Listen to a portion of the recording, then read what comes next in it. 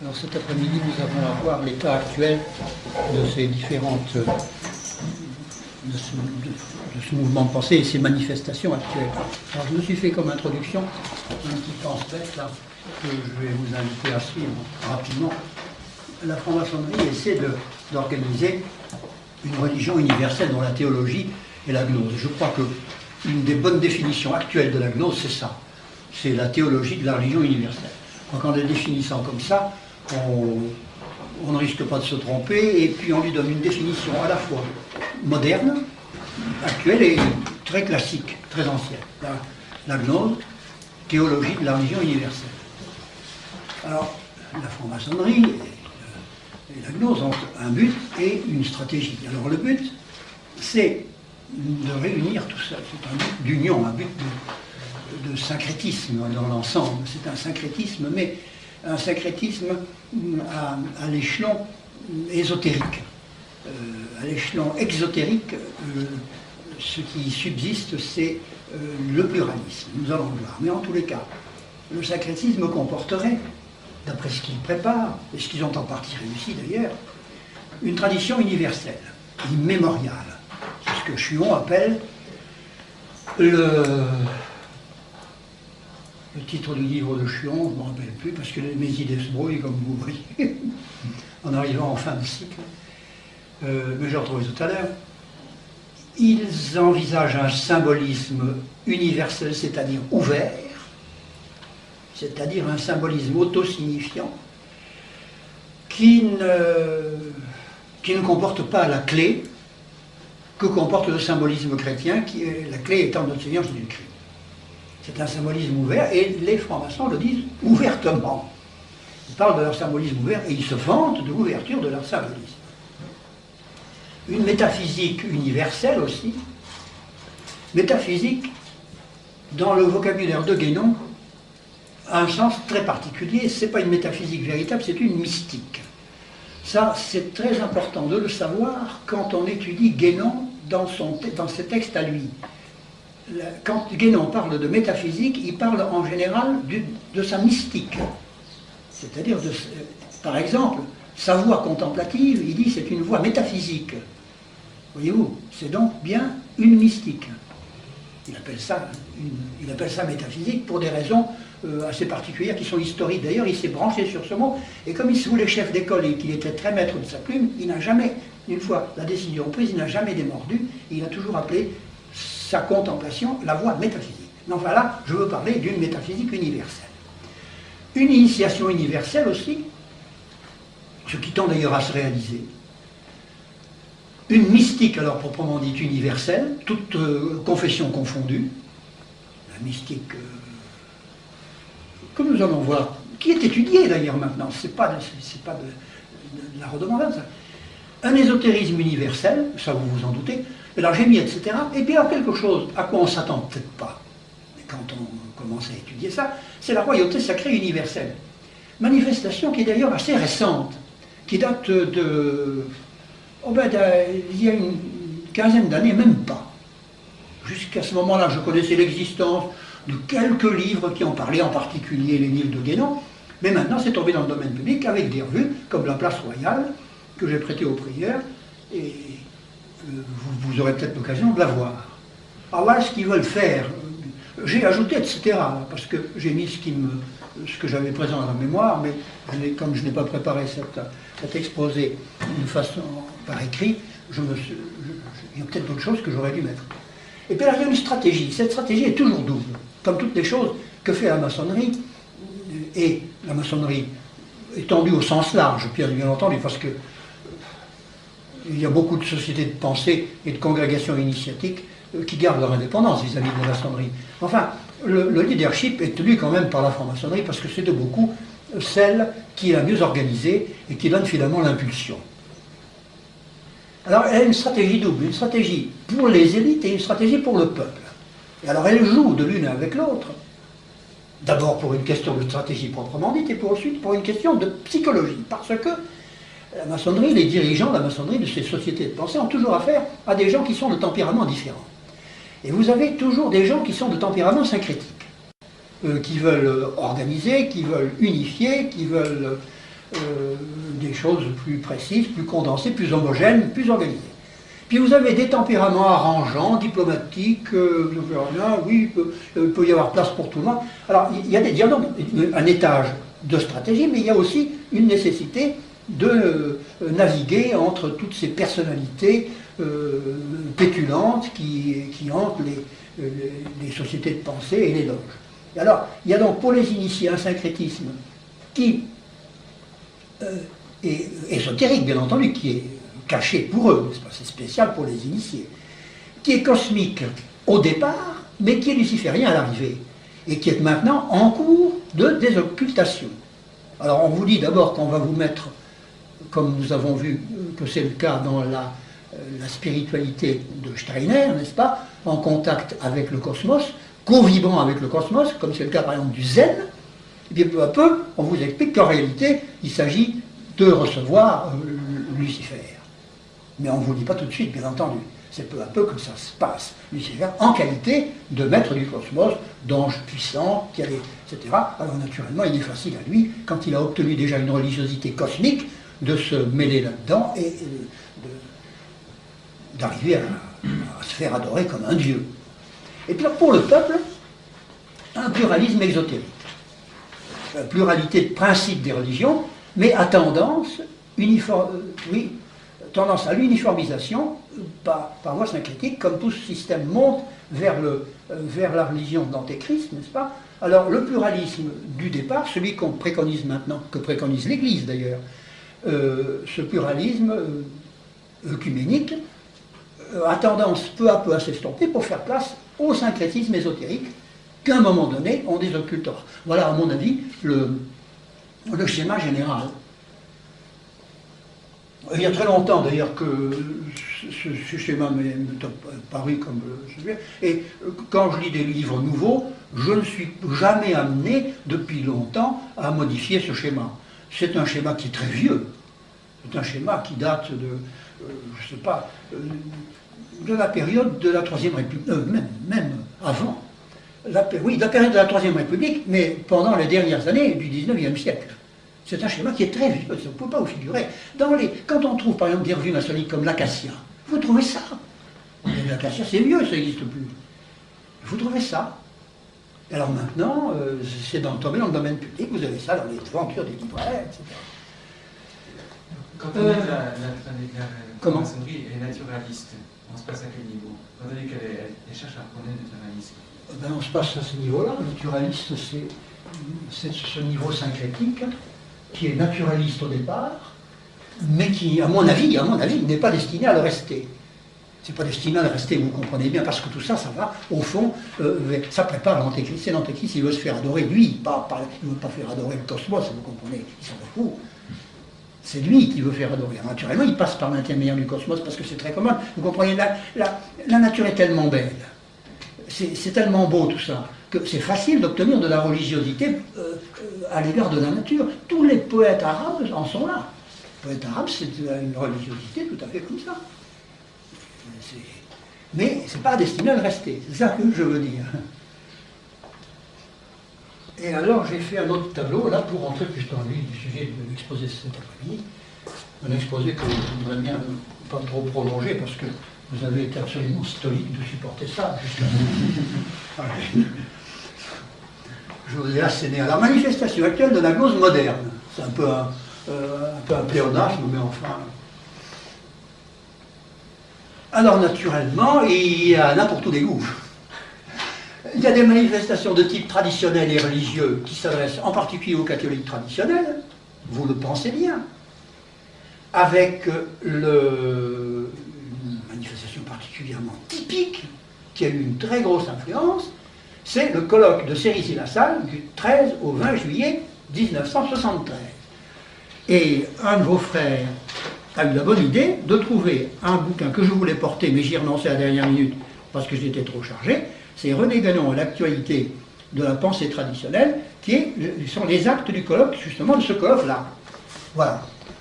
C'est les actes de ce colloque-là. Alors c'est très intéressant parce qu'on y trouve les noms de l'équipe que René Guénon avait voulu former, n'est-ce pas? Et il a été obligé d'y renoncer devant son échec, l'échec qu'il a essuyé dans ces discordes avec deux équipes de Paris qui l'ont contré très efficacement. C'est l'équipe de la RIS,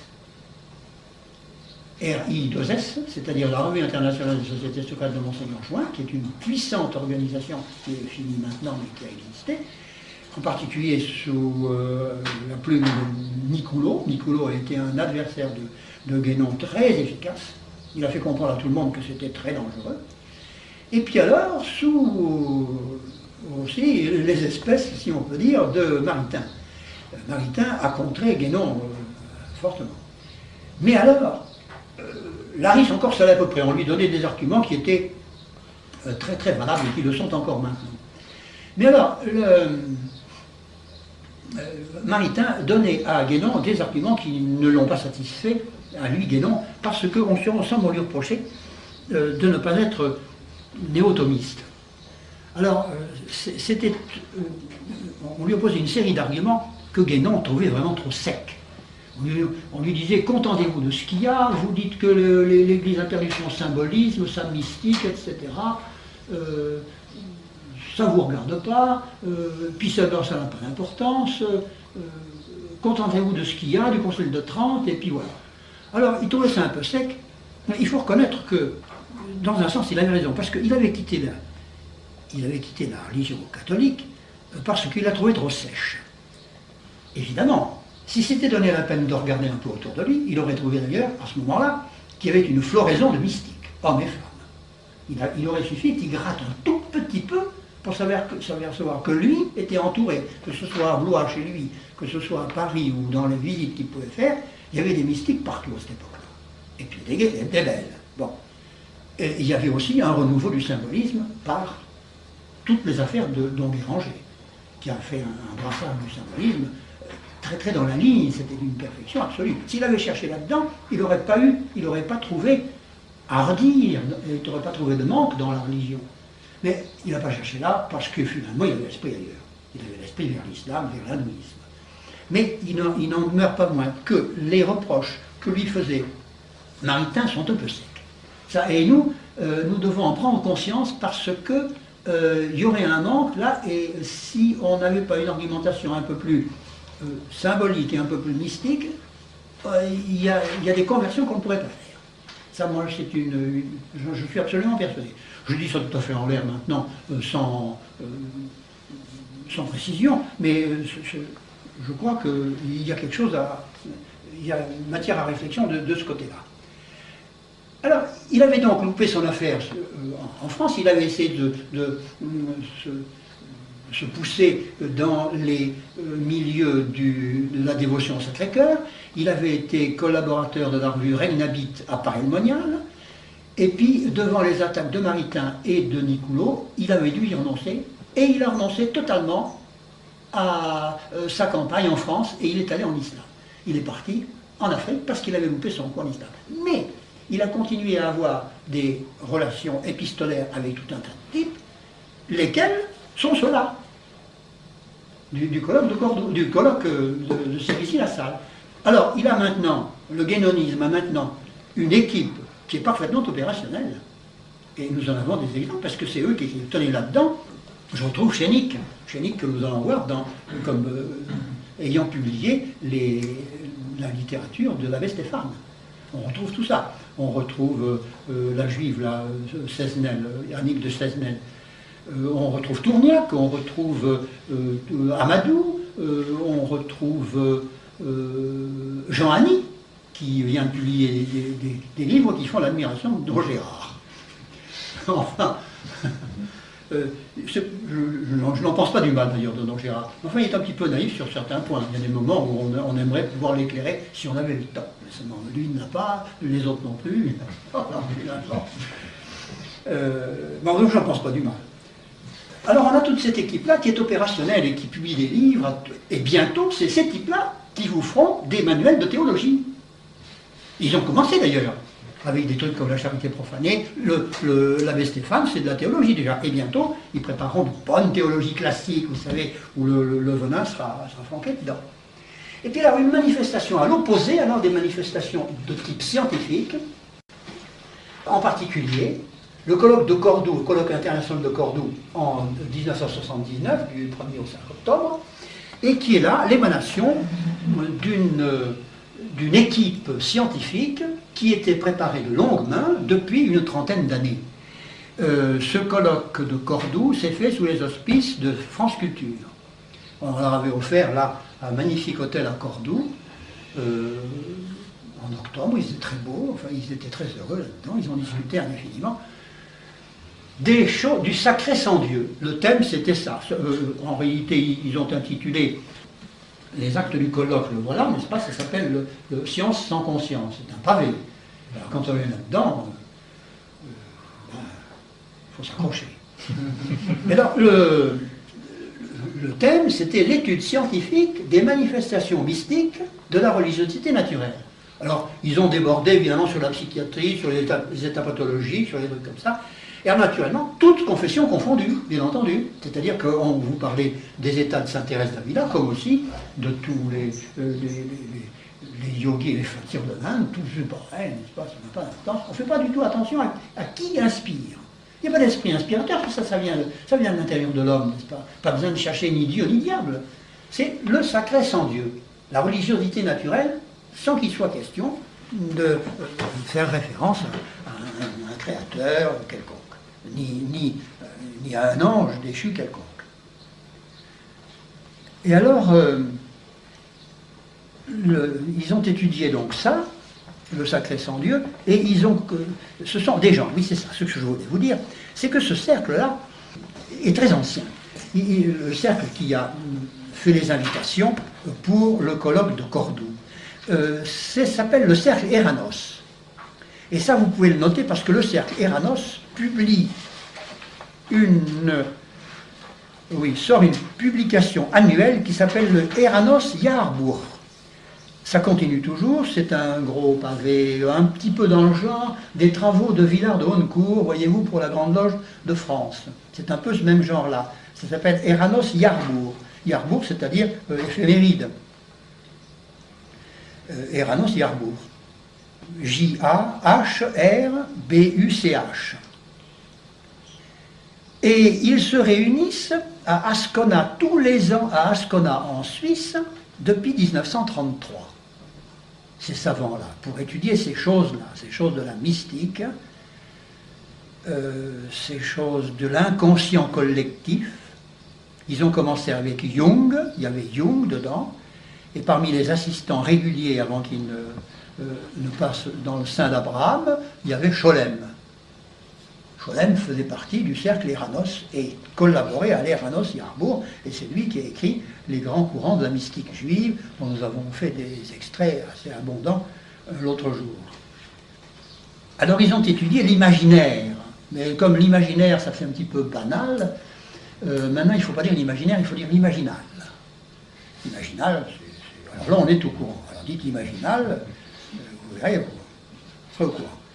Alors, en somme, ils démontrent scientifiquement, avec des courbes, alors là, ils prennent des QI, des trucs comme ça, parce qu'ils font des mesures, tout ce qu'il y a de plus scientifique, pendant les extases et autres, n'est-ce pas? Ils démontrent l'unité essentielle de toutes les mystiques. Alors, évidemment, parce que corporellement, il doit y avoir des choses analogues, je conçois, bien sûr. Et ils étudient le sacré sans Dieu.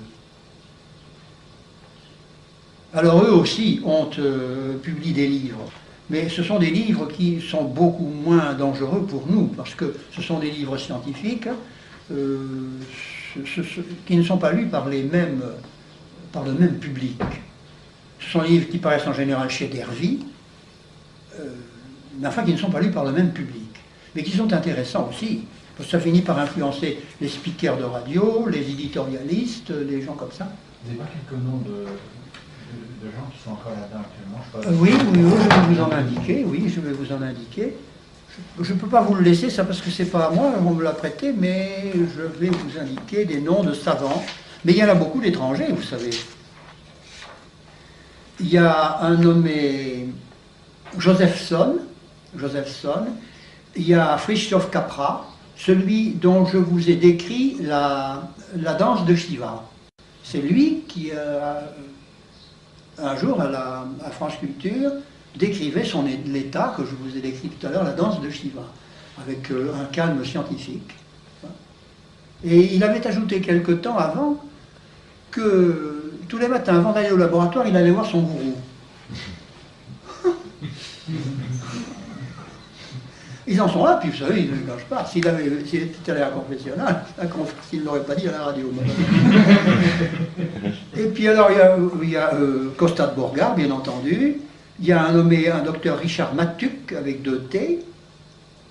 Il y a André Firel, qui étudie aussi la pensée hypnique et le rêve de veille, une infusion réciproque. Les deux choses... mais pour les psychologues, je comprends que ce soit intéressant, ça. Volonté et contrôle cérébral. Et puis là, il y en a un qui étudie des choses qui sont tout de même très très religieuses. Par exemple, la neurocybernétique et le comportement humain à la lumière du silence de la pensée de l'hésicasme.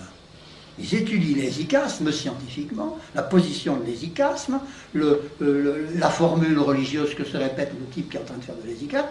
Saint-Évagre, tous les doctrinaires de l'hésicasme, et ils font leurs conclusions scientifiques. Voilà, vous voyez, je n'invente rien. Un autre, qui s'appelle Humbert, je cherche le nom de Gilbert Durand, mais il n'est pas là. Il doit être dans les conférenciers, et je n'ai pas tout. Il y en a un autre qui s'appelle Gilman, et qui étudie la mesure des événements, la proposition 117 de Proclus dans la perspective d'une psychologie de l'archétype. Eh bien, Proclus, c'est un peu comme le conjonctif chez Corneille. Proclus, c'est un néoplatonicien. C'est celui qui a suivi la fameuse équipe, là, Plotin, Porphyre, Jamblique. Et lui, il vient en troisième et dernier lieu. Proclus, c'est le dernier des néoplatoniciens d'Alexandrie. C'est le dernier des Alexandrins. Et ils étudient ce type-là. Il était très religieux, Proclus, puisqu'il prétendait qu'il était le hiérarque universel. Proclus, lui. Plotin n'était pas allé jusque-là, mais Proclus se prétendait le hiérarque universel. Alors, vous voyez, un des plus dangereux, parce que des plus intelligents, c'est Gilbert Durand. Et alors, ces gens-là publient un livre annuellement. Et ça s'appelle les dossiers H. Et c'est la suite de ce que l'on appelait autrefois les cahiers d'Hermès. Mais c'est un livre, un gros livre, hein, même. Les cahiers d'Hermès, c'est toujours des trucs qui sont gros comme ça. Ça s'appelle des cahiers, mais c'est pour vous montrer la grosseur, simplement. Il publie ça. Et alors Henri Corbin a fait l'objet, lui-même, il est encore vivant, mais il a fait l'objet d'un dossier H. Et le dernier dossier H, qui est apparu, donc de cette équipe-là, c'est un dossier qui est réservé à Guénon, et qui s'appelle comme ça Guénon, en grosses lettres, en gros business comme ça. C'est le dossier H, c'est la suite donc des cahiers d'Hermès qui viennent de cette équipe. Et un des articles de Guénon, dossier H, le dernier donc de la série, un des articles est fait par Borella. Et alors c'est un article où il dit ceci: René Guénon est un maître incontesté, mais enfin il a beaucoup de défauts, et en particulier celui de se raccrocher beaucoup trop à la spiritualité orientale. Nous n'avons plus besoin de ça, nous avons étudié toute cette question, c'est pas la peine, l'essentiel pour maintenir les deux voies, c'est-à-dire la voie gnostique et puis la voie hiérarchique, c'est de d'étudier, de se renforcer dans Saint-Paul. Alors, il se met là, comme dans Saint-Paul, comme dans une espèce de sanctuaire, n'est-ce pas? Et il prétend qu'avec Saint-Paul, il va conserver la voie gnostique. Alors, je vous signale ça parce que c'est la dernière évolution de Borella, qui est parti très très orientaliste et qui, à la suite des attaques que nous y faisons, peu à peu, désirant toujours rentrer dans le milieu chrétien, n'est-ce pas? Peu à peu, il s'est renfermé dans ce sanctuaire paulinien, n'est-ce pas? Et il dit, mais les deux voies, nous les avons dans Saint-Paul. De telle sorte que, finalement, eh bien, il oppose Saint-Paul et Saint-Pierre. Alors que dans l'Église, classiquement, non seulement on ne les oppose pas, mais on les associe. On les associe, n'est-ce pas? Saint Paul n'a jamais revendiqué de la chair de Saint-Pierre. Jamais. Il n'a jamais revendiqué d'avoir une gnose, un enseignement qui lui serait personnel par son commerce direct avec Dieu, ça jamais. Il s'est renforcé sur les Écritures, sur la canonicité, jamais on a entendu parler d'un Saint Paul qui fut, naturellement, il a eu une discussion avec Saint-Pierre, enfin, ça s'est passé normalement. Enfin, je vous signale la dernière machine de Borella, parce que c'est ça sa position maintenant. Il n'a pas besoin de l'hindouisme. Avec Saint Paul, il va s'en tirer. Moi, je voudrais bien le déloger de son sanctuaire, comme on l'a délogé aussi du reste. Enfin, ça, je n'y crois pas beaucoup, parce que certainement, il va s'accrocher dur, parce que si c'était un individuel, il n'y aurait pas beaucoup de danger, mais comme je crois qu'il parle au nom d'un groupe important, je le redoute un peu. Et je vous avoue, personnellement, que je préfère de beaucoup remporter des demi-victoires, mais pas des victoires complètes, parce que je ne voudrais pas les mettre en colère. Pour le moment, je trouve que c'est plus prudent d'agir comme ça. Enfin, je vous dévoile des trucs que je ne devrais pas. C'est un peu énigmatique ce qu'on dit. C'est un peu énigmatique, c'est la double sens. Mais non, des demi-victoires en centre. Non, mais non, c'est pas énigmatique. Je dis simplement que je ne veux pas les exciter. C'est-à-dire les exciter. Je ne veux pas les exciter, par exemple, en descendant Borella en flamme. Je ne veux pas pondre un gros papier avec Borella en lettres comme ça, n'est-ce pas? Prof, là, chez Gallimard, non. J'évite même. Qu'est-ce que ça produirait comme résultat? J'en sais rien exactement d'avance, mais je sais que ça les... Ils sont vindicatifs, vous savez. Ils sont très vindicatifs. Alors ils se vengent, ils vous font avoir des pépins, ils vous font avoir des choses comme ça. Alors, peu à peu, on y arrivera, mais peu à peu, on y arrivera. Mais pour le moment, je trouve qu'il faut être très prudent. Très très prudent. S'il était tout seul, encore une fois, ça y est, mais vous savez, il y a qu'à voir l'équipe qu'ils ont. Alors nous avons donc fini avec ça. Avec ce que j'ai écrit sur ce tableau-là. Oui. Alors, ce que je voudrais vous signaler ici, aussi, à propos de cette équipe guénonienne, c'est qu'on lui a fait, au colloque de Cerisy-la-Salle, pas mal de critiques à Guénon. Tous ces gens-là se réclament de Guénon en principe, mais aucun ne se prétend guénonien. Ils sont tous réunis là autour de ce colloque de Cerisy-la-Salle, ils viennent quand on lève le doigt pour appeler Guénon, ils arrivent, mais comme Borella, ils sont tous, ah oui, mais il a eu ceci, il a eu des travers, mais en attendant, ils suivent sa doctrine, tout au moins dans les grandes lignes. Vous comprenez? Dans les grandes lignes. Et alors, je voudrais vous parler d'une manifestation que je n'ai pas notée ici parce que je n'avais pas beaucoup de place, qui devrait se caser ici, n'est-ce pas? C'est la théologie de l'abbé Henri Stéphane. Ça s'appelle l'introduction à l'ésotérisme chrétien. Voilà les deux tomes de l'introduction à l'abbé Stéphane. Et c'est du guénonisme. C'est de la... En réalité, il se branche davantage sur Chuon. Voyez-vous, c'est sur Chuon surtout. Et la préface est de Borella, et la postface est également, la postface du deuxième tome est également de Borella. Et alors, entre-temps, il a un peu varié, et il commence sa préface en disant « Le travail d'un préfacier n'est pas le même que celui d'un postfacier. » Parce qu'entre-temps, il a changé un peu d'avis. Il dit « Oh, ce type, vous savez, il est très habile. Hein. Très, très habile. » Enfin, je l'ai là, si vous voulez, je ne vous raconte pas de blague. Alors là, c'est la postface. Là, on peut vous... voilà la postface du tome 2. Elle est assez longue, oui, non, je vais arriver au bout, oui. Le devoir d'un préfacier, les devoirs d'un préfacier ne sont pas les mêmes que ceux d'un postfacier. Alors il continue en disant que un préfacier doit présenter simplement l'auteur qui le préface sans donner son avis personnel, ou tout le monde, hein. Et puis qu'à la fin, le postfacier, il faut qu'il donne quand même son avis personnel à lui. Il invente ce truc-là, parce qu'en réalité, un préfacier a toujours donné son avis personnel. Et alors, la préface de Borella est très intéressante dans le livre de l'abbé Stéphane. Il est à étudier, vous devriez l'étudier, celui-là, vous savez. Parce que, voilà, il faut absolument que je vous montre ça. Je vais prendre le crayon vert qui est mieux que les autres.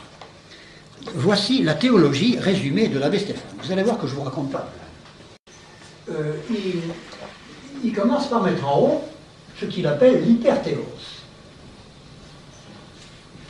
L'hyperthéos, et pour être sûr qu'on ne se trompe pas, et qu'on comprend bien, il met le surêtre et également non-être. Ça ressemble étrangement au Brahma suprême de la théologie brahmanique. Et il met même, en plus de ça, pour être sûr qu'on est d'être bien d'accord avec lui-même, état inconditionné. État inconditionné. Et il tire un trait. Sur le côté, il met métaphysique, je ne sais pas à quoi ça veut. Ensuite vient l'être. Je prends le rouge, puisque celui-là ne veut plus écrire. L'être qui l'entoure d'un haut. N'est-ce pas? Il met Dieu ici, et il met principe de la manifestation. Principe de la manifestation, voyez-vous, il ne met pas de la création. Alors Dieu est en dessous de l'hyperthéos. Enfin, j'ai bien lu. On a peine, on le lit plusieurs fois, vous savez, je vous assure. Et là, en dessous, il y a un trait qui est tiré, par des flèches, bien sûr. Il y a un principe actif ici.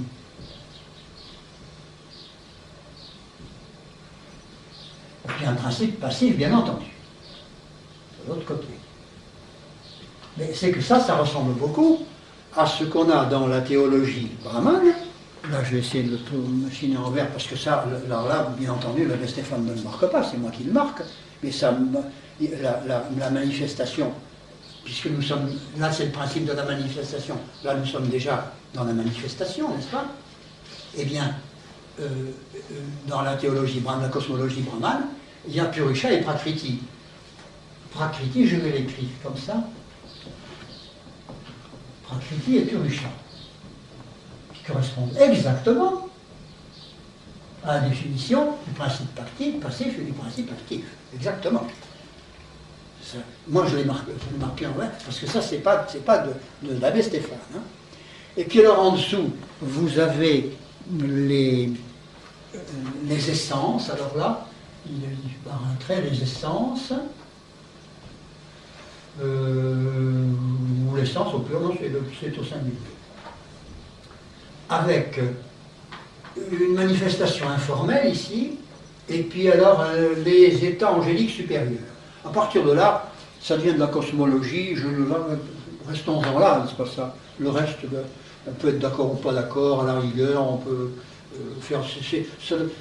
Ça pourrait presque être de la métaphysique, ça vous comprenez, mais ce qui est important, c'est de se rendre compte qu'au-dessus de Dieu, qui n'est déjà pas la création, puisqu'il n'est que le principe de la manifestation. Alors vraiment, c'est ce qu'il y a dans la théologie extrêmement orientale, où à cet échelon-là, c'est une divinité qui s'appelle Ishwara. Ishwara, n'est-ce pas? Et en dessous d'Ishwara vient une espèce de trinité avec Vishnu, Shiva et avec Brahma, Vishnu et Shiva. Alors, mais ce n'est pas le même Brahma qu'on a ici, parce qu'en réalité, il y a deux Brahmas dans la théologie orientale. Il y a un Brahma avec un accent circonflexe qui est à ce niveau-là, et il y a un Brahma, l'être suprême, alors tout à fait l'hyperthéos, qui est sans accent circonflexe. Donc ça, c'est de la technique guénonienne, je vous passe ça.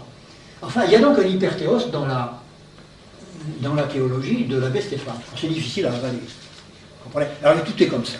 C'est une terminologie absolument guénonienne. C'est pas mal écrit d'ailleurs, c'est habile. Il est religieux. Quand il fait des sermons sur la Sainte Trinité, c'est religieux, c'est vibrant. C'est certainement un homme qui était très religieux au fond. Et alors Borella, dans sa préface, dit que l'abbé Stéphane, il pratiquait une autre voie. Il était très fidèle à sa messe quotidienne, mais il pratiquait une autre voie, plus rapide peut-être et plus directe pour aller à Dieu. Oh, oh. Enfin, voyez. Alors, c'est pas long, ça, mais je ne vais pas vous le lire, parce que alors j'ai passé mon temps à lire des trucs, vous comprenez. On arrive à la fin. Voyons, qu'est-ce qu'il y a. L'ésotérisme auquel ces traités veulent introduire est donc essentiellement d'ordre doctrinal. Enfin, il veut introduire un ésotérisme, c'est-à-dire qu'il veut nous raconter qu'il y a les dogmes d'un côté, et puis qu'il y a les véritables sens cachés des dogmes. C'est-à-dire que ça veut toujours dire autre chose que ce que ça dit. Ben, moi, c'est une chose que jamais aucun docteur de l'Église n'a admis. Ça, jamais. Il s'agit de communiquer l'intelligence de ce qu'il y a de plus intérieur dans les mystères chrétiens. Alors il y en a 2 tomes comme ça. Moi je vous invite, évidemment c'est un pinceau, c'est très... écoutez, votre prière vous dira ce qu'il faut faire, c'est pas mon histoire, vous donner des instructions. Mais enfin je crois que c'est une chose importante, cette affaire de l'abbé Stéphane. Parce que, alors il est imprimé chez Dervy, par le Chénic qui fait partie du colloque de Cérisy-la-Salle. Celui qui n'aura pas été envoyé, c'est un peu fixe, non? Il est paru quand? C'est un livre récent, vous savez, le premier tome, c'est le premier tome, ça. Le premier tome, il a 1979. C'était fini à ce moment-là. Non, c'était fini. Ça, c'est tout à fait récent. Alors, l'abbé Stéphane, il est mort il n'y a pas très longtemps. Il est mort il y a une dizaine d'années. Ancien aumônier de Polytechnique, certainement quelqu'un de très, très valable. Il avait d'abord été ingénieur, il avait eu de gros postes techniques, enfin, c'était pas n'importe qui. Hein. Alors, vocation tardive, il s'était mis là-dedans. Il recevait des tas de visites, C'était le bonhomme qu'on vient consulter, vous savez. Alors, il était les courroies de transmission de quoi? Mais j'en sais rien, justement, je n'ai pas pu arriver à trouver un type, même parmi les anciens élèves de Polytechnique, qui soit capable de me dire qui était l'abbé Stéphane. Et aucun religieux à Paris, personne ne sait ce qu'était l'abbé Stéphane. Il n'y a pas moyen. Je ne sais pas dans quel diocèse il était incardiné, on ne sait rien. Avec ça, on ne sait rien. Il faudrait écrire à Chénic, mais moi je ne peux pas écrire à Chénic, qu'est-ce que vous voulez? À Chénic, ben, c'est parce que Borella est préfacier, mais c'est Chénic qui est l'éditeur. C'est-à-dire que c'est Chénic qui a fait la compilation des papiers de l'abbé Stéphane. Parce que l'abbé Stéphane a écrit, mais il n'a rien publié. Mais ces papiers sont tombés dans les mains des Guénoniens. Mais j'avais noté, là je ne sais pas si j'allais, c'est dans le 2e tome, tous les gens dont il s'inspire. Je les avais notés en marge. Oh non, je ne sais pas là. Tous les doctrinaires dont Stéphane s'inspire, nous les trouvons tous. Nous trouvons Tourniac, nous trouvons Gilbert Durand, nous trouvons tous ces types-là des éditions d'Herville, on les retrouve comme inspirateurs de l'abbé Stéphane. Puis on vient nous faire dire, après on voudrait nous convaincre que c'est un catholique de haut vol, n'est-ce pas? Alors, enfin, c'est désagréable, ça produit une impression vraiment désagréable de voir que l'Église est sans défense devant une tentative de perversion aussi massive que ça. Enfin, je ne sais pas, il y a 10 ans presque que c'est pas tout à fait quand même, que c'est en devanture des libraires, personne n'en parle. On a vu ça. Enfin voilà. Eh bien, je crois que nous arrivons au bout de... Alors, il faudrait peut-être dire 2 ou 3 mots de la charité profanée. Je vais vous donner 3 mots de la charité profanée. Et quand même, je trouve que c'est un peu... Oh, il y a bien des choses à en dire. Mais on est obligé de prendre un échantillon. Voilà. Alors, je vais trouver peut-être je voudrais le marquer comme ça, là. Et puis, à un moment donné, je vais vous le faire passer en chose, mais je vais vous faire le dessin d'abord. Il fait à un moment donné, attendez, je vais vous faire ici là. Il résume, il fait l'introduction. Alors ça c'est Borella. Il fait une introduction générale et plan d'ouvrage. Alors il dit qu'il va développer successivement, je vais me faire ici. Je vais le faire là, ça va aller très bien. Il va développer successivement 4 axiomes qui lui paraissent être les axiomes sur lesquels est assise la religion chrétienne. Ces 4 axiomes suffisent à définir le christianisme. Alors vous allez voir les 4 axiomes qui suffisent à définir le christianisme. Si on vous demandait de définir le christianisme avec des axiomes, vous choisiriez, je pense, enfin, normalement, les 3 grands mystères de la religion, c'est-à-dire la Sainte Trinité, l'incarnation et la rédemption. Mais pas lui. C'est pas tout à fait ça. Enfin, c'est ça sans être ça. Vous allez voir. Alors le premier de ces axiomes, c'est l'incarnation. il ne faut pas croire que c'est la Trinité. Le deuxième, c'est la Trinité. Le troisième, c'est la charité, une vertu théologale qui décarne dans le temps, on ne sait pas comment. Et puis, le quatrième, c'est l'Eucharistie. Alors, je ne sais pas si on donnait ça à un élève de Saint Thomas, il aurait un 0. Enfin, je suppose. Alors, il y a ça. Bon. Alors, et naturellement, il va éprouver le besoin de faire un graphique pour bien montrer les positions relatives et les importances relatives qu'il donne à tout ça. Rien à faire comme graphique. Un truc qui va être comme ça. Alors, ici, nous allons avoir la Trinité. Ici, nous allons avoir l'incarnation. Ici, nous allons avoir l'Eucharistie. Et ici, nous allons avoir la charité. Et puis au milieu, ça fait une croix, ça. Et au milieu, ben, on va avoir la rose. Tenez. Et puis, s'il n'y avait que le graphique, on dirait que je me suis trompé, enfin, j'ai vraiment l'esprit tordu de trouver une rose. C'est une rose à 5 pétales, qui ressemble d'ailleurs à la rose de Provence. Enfin, il y a une rose là. Ça fait tout à fait la rose, quoi. Et alors, c'est distillé avec art. Car on lit ceci. Deuxièmement, ce schéma montre le rapport qui unit la Trinité et la charité, d'une part, l'incarnation et l'Eucharistie, d'autre part. Finalement, ça forme la croix. Ajoutons que la rose centrale, où se croisent les deux branches, et la croix, s'identifie à la Vierge Marie, cœur humain de cette divine structure. On peut également rapporter l'axe horizontal au Verbe divin et l'axe vertical au Saint-Esprit. Le Fils et l'Esprit qui procèdent du Père, comme les rayons jaillissants d'une source lumineuse, convergent et s'unifient en Marie comme le fruit de ses entrailles et l'époux de son cœur. Tel est le cadre général du christianisme. Tel est aussi celui dans lequel se déploient les différents développements de ce livre, et par conséquent, telle est l'ambiance, tel est le champ spirituel, comme on dirait un champ magnétique, n'est-ce pas? C'est le champ spirituel par lequel ces développements prennent toute leur signification. À l'arrière-plan de ces analyses, et de ces discussions, ces vérités essentielles sont toujours là, tantôt invisibles, tantôt affleurantes, dans leur lumineux mystère. Bon, si vous n'avez pas compris ce que ça veut dire la rose-croix, ben, vous serez dur à la détente alors. Alors, mais le lecteur doit savoir qu'en définitive, dans l'un et l'autre cas, c'est toujours... Enfin, ça, c'est un baratin qui ne rien. Mais enfin, voyez-vous, tantôt invisibles, tantôt affleurantes, enfin, quand on écrit un livre pour mettre des trucs qui sont tantôt invisibles, tantôt affleurants, enfin, en général, quand on écrit un livre, c'est pour expliquer clairement des choses qui pourraient éventuellement être confuses. Là, c'est le contraire, lui. C'est des choses claires qui va rendre confuses, en tout cas qui va rendre invisibles.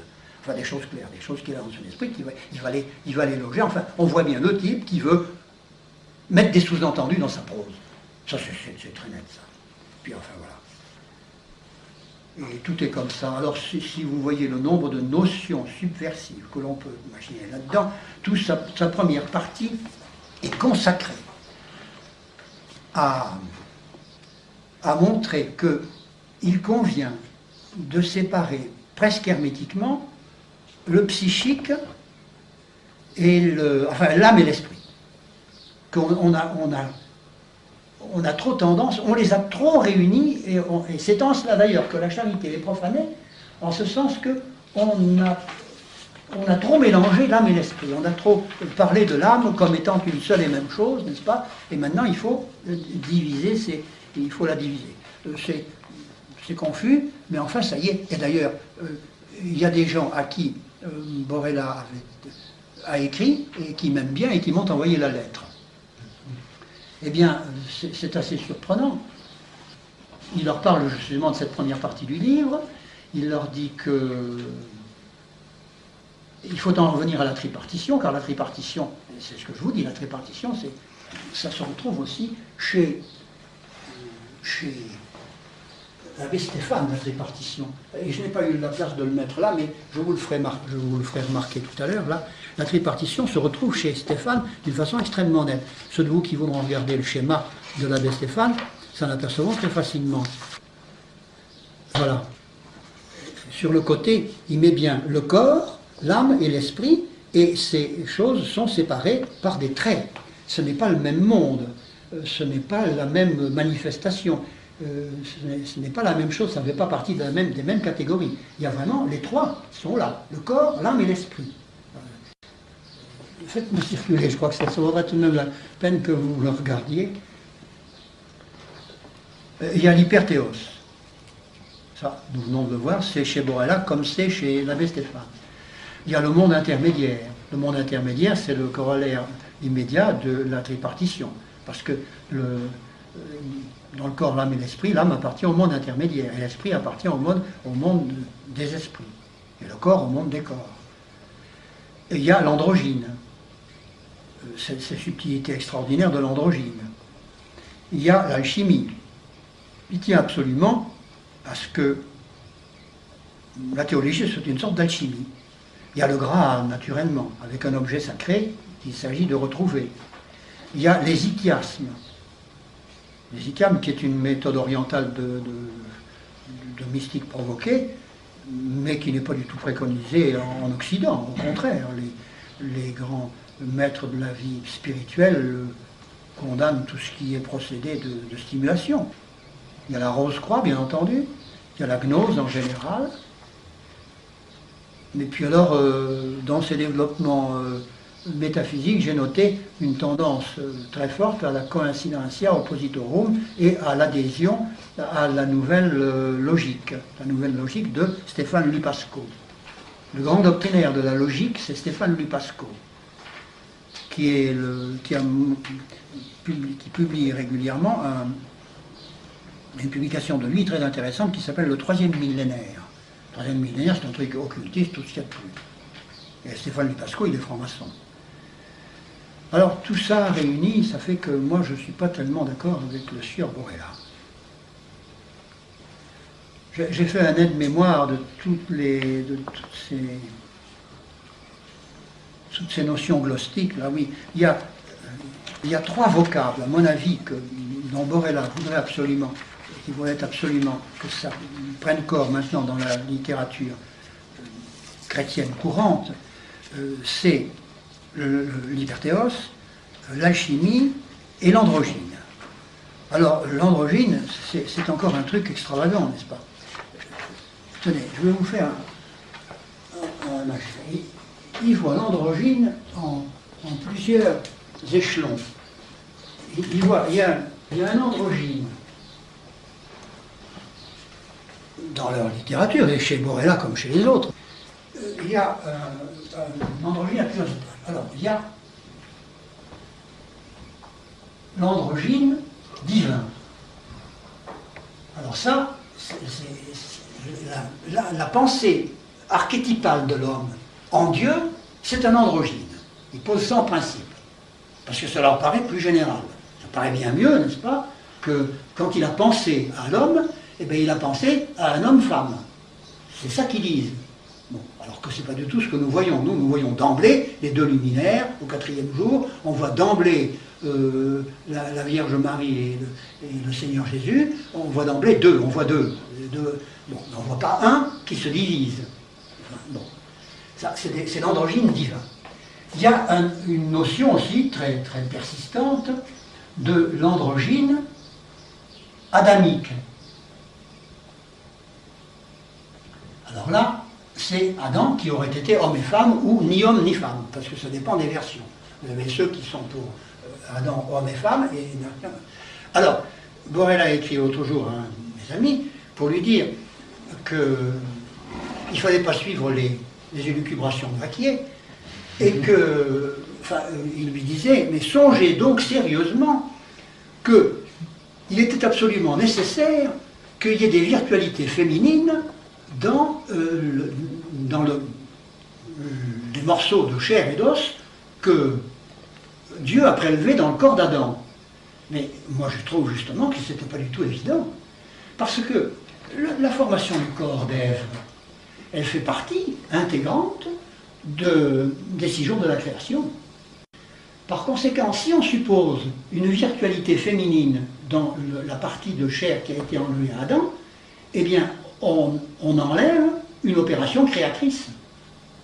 Il n'y a pas d'opération créatrice puisque Dieu a emporté quelque chose qui était déjà femme.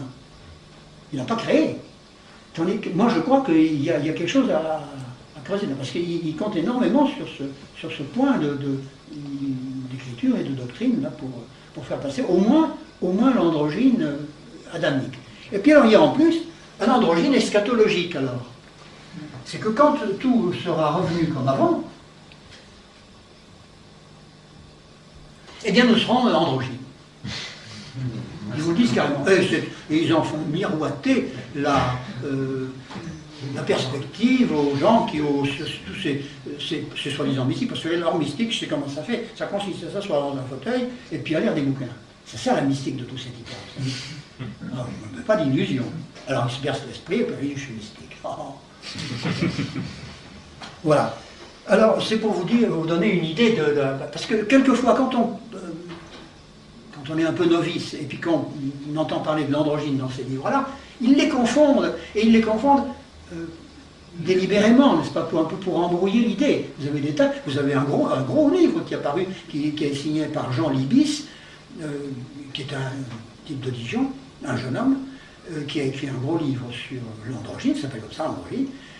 Il fait une compilation. Eh bien, c'est romanesque au point que j'ai eu du mal, moi, à distinguer les 3 étages de l'androgynie. Pourtant, on arrive à les distinguer. Il y a 3 étages d'androgynie comme ça. Qu'est-ce que je voulais vous dire d'autre avant d'en terminer de ce charabia? Je ne me rappelle plus bien. J'arrive un peu au bout de mes forces. Qu'est-ce que vous voulez bien? On me suffit, d'ailleurs il est l'heure, non? Ah mais il est passé. Non, c'est l'heure. Oui, j'ai tenu jusqu'au bout. Ah, je ne vous demande pas, non, moi, j'ai passé 8 jours de rêve, mais vous, j'en sais rien. Merci beaucoup, vous allez bien vous reposer, parce que j'ai fini de travailler. Vous voulez jeter un coup d'œil là-dessus, là? Ah oui, puis il y a une revue extravagante, alors qui s'appelle Epignosis. C'est une revue que j'ai notée ici, il y a une revue de synthèse, qui fait la synthèse entre les deux. Parce que là-dedans, il y a des guénoniens comme aussi des scientifiques. Là. Alors c'est une revue absolument universitaire. C'est-à-dire que quand vous voulez payer votre abonnement, vous envoyez de l'argent au trésorier de la faculté de Perpignan. Mais authentique. J'ai mon bulletin, je vais continuer à m'y abonner. Parce que j'ai les premiers numéros et je suis très content d'avoir. Parce qu'il y a des bibliographies remarquables. C'est fait à la manière des universitaires, très bien fait. Ce numéro a été fabriqué avec le concours de l'université de Perpignan, en noir sur blanc. Enfin, voilà, etc. Le GRAC, dépôt légal à l'université de Perpignan. Ça s'appelle le groupe de recherche d'anthropologie créationnelle. Et je vous garantis qu'ils sont au courant. Et il y a un comité d'honneur, enfin un comité de soutien, je ne sais pas quoi, où on trouve Raymond Abellio, Robert Amadou, Jean Biez, qui est le directeur de la revue Atlantis. On trouve un autre professeur, tout ça c'est des professeurs, médiévalistes. On trouve Catherine Barba, on trouve Jean-Gaston Bardet, urbaniste, spécialiste de la Kabbale et de l'hétéro-christianisme, de l'hébréo-christianisme. Jean Barry, Frédéric Baum, Bernard Besseret, qui est l'ancien théologien de l'abbaye de Bocken, qui a échoué là-dedans, Jean Biez, qui est un poète, nommé Jean Blum, Jacqueline Bosquet, Thérèse Brosse, Jean Chevalier, j'en vois pas qu'ils soient vraiment connus là, et si Annick de Souzenel qui a fait un bouquin sur le symbolisme du corps humain, et puis enfin le reste c'est pas des types très très connus, mais ce sont ceux qui écrivent le plus couramment quoi là-dedans. Enfin il y a quand même Raymond Abellio dedans. qui patronne ça. Et c'est très bien fait. Ils font paraître donc une bibliographie en numéros séparés. Et chaque envoi est en 2 cahiers. Ça, c'est le numéro 5, en 2 cahiers, voyez-vous, c'est le 5e. Il y a déjà au moins 500 ou 600 pages imprimées. C'est énorme. Ils ont paru depuis... C'est la 2e année. C'est la 2e année. Oui, 2e année. Et je vous dis qu'ils sont très, très au courant. Pour le moment, ils sont renéotypés comme ça, mais un beau jour, ils vont m'envoyer un numéro imprimé. Ça, c'est certain. Alors, j'en finis parce que je finirai par dire de vraies bêtises, alors. Monsieur Borrella. Je ne sais pas, je ne comprends pas bien, moi, la mentalité de l'adulte de faire. Je me demande si tous ces gens-là ne sont pas un peu vieux. Tout simplement. Vous ne pensez pas, surtout qu'il ne connaît pas? Il ne connaît pas. Il va à Rome souvent. Hein. Oui, mais... Moi, je crois qu'il n'a pas voulu se mettre sur le dos de lutter contre ces types-là. Et qu'il a composé avec ces types-là. Bon, voilà ce que je crois, le fin mot de l'affaire. Par exemple, quand le père Spitz aussi a pris la défense de Borrella, ouais. Le père Filibertini aussi, on leur a posé la question, nous, est-ce que vous connaissez Borrella, de ces choses, etc. Moi, je me souviens même, père Spitz m'a dit, je connais rien, j'ai lu son livre, je lis ses articles, puis c'est tout, mais toutes ces questions-là que vous venez de nous faire, c'est où est-ce que voulez-vous qu'il est... Je pense pas que c'est au choix qu'on disait sur votre choix, vous voulez comment l'ordre. Non, il aurait fallu qu'ils lisent un peu les livres qui paraissent maintenant. Ils ont qu'à aller dans les librairies, puis ils regarderont, ils verront des trucs de Gilbert Durand, ils verront des trucs comme ça. C'est ceux-là les types de maintenant, c'est ceux-là qui ont influence sur le public, sur les étudiants, sur tout ça. Oui, mais on ne prend pas ça au sérieux, si vous voulez. Quand moi, je suis entrepris, on va faire des livres de Lobsang Grappa, par exemple, le 3e œil, etc. Bon, on rigole, quand on a... C'est un peu pareil. On ne s'imagine pas tous ces réseaux, tous ces bulletins, toutes ces associations, ces sociétés. Ben oui, bien sûr, ça porte à rire. Je sais bien, ça porte à rire. Mais les phrases que vous avez lues. Oui, ça paraît. Mais enfin, moi je constate que l'abondance de la littérature, l'influence qu'elle a, le raisonnement suivi que ça constitue. Ah oui, c'est très cohérent. C'est très cohérent. Je constate que quand vous faites le compendium, n'est-ce pas, de toute la littérature ésotérique et gnostique de maintenant, vous trouvez exactement les mêmes vocables dans Borrella et la charité profanée. C'est les mêmes mots, c'est la même façon de présenter les choses, c'est la même obscurité calculée, c'est le même truc. Ça, c'est la même chose. C'est peut-être un petit peu plus futé, si vous voulez, mais c'est la même école. Les étudiants sont ignorants. Il y en a beaucoup qui ont été passionnés par ce livre, parce que c'est très fin, c'est un universitaire. Oui, mais c'est très épuisant, mais même épignosis, vous savez, ça rend toute cette science occulte, cet occultisme, tout ça, qui est absolument sordide, n'est-ce pas? Ça la rend attrayante, ça la présente sous une forme qui est universitaire, qui est intelligente, qui est impatente, c'est sérieux. Vous comprenez?